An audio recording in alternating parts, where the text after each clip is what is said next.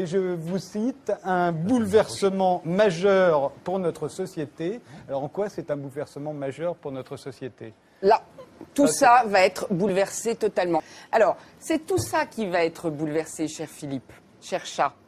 Parce qu'en fait, sous prétexte de donner un mariage à deux personnes de même sexe, on va supprimer le mariage, on va en imposer une nouvelle forme à tous les autres. C'est-à-dire qu'il n'y aura plus de recherche sur l'ADN, même éventuellement sur le cadavre qu'on ira sortir? C'est pas ça ce que je veux dire. Je veux dire que juridiquement, le code civil, le code français, et c'est pour ça que je m'inscris un petit peu en faux avec toi, mon cher Philippe, c'est qu'en Belgique, j'en arrive, il n'y a pas du tout le même type de mariage. C'est un Pacs amélioré, si vous voulez. Si on nous proposait aujourd'hui en France une loi qui soit ce qu'a été le Pacs en 99, c'est-à-dire qu'on fait une union plus enrichi pour les homosexuels, ce que je comprends parfaitement. Parce qu'aujourd'hui, il y a des discriminations, il y a des différences, il y a des injustices, notamment pour les familles homoparentales, ce que je ne remets pas du tout en cause.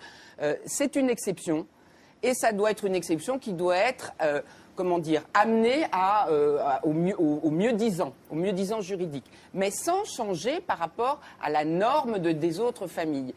Et je m'explique, c'est ce qui est le cas en Belgique. L'adoption en Belgique n'emporte pas changement de parenté.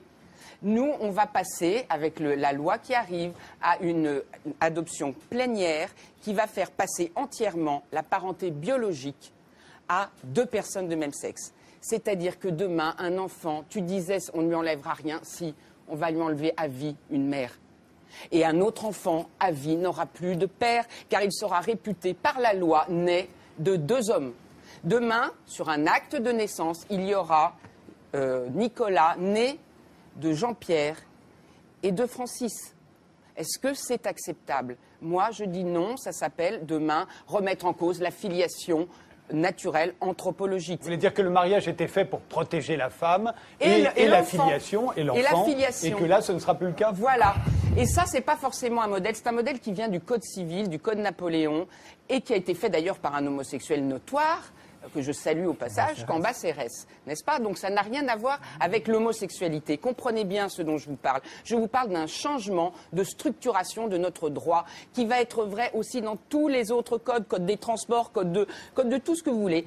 On est en train d'institutionnaliser la loi du genre. Demain, nous n'avons plus de sexe, cher Philippe, et j'en suis bien désolée.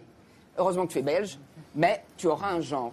Barbara Cassin. Voilà, je viens de vous expliquer un changement fondamental et structurel et universel.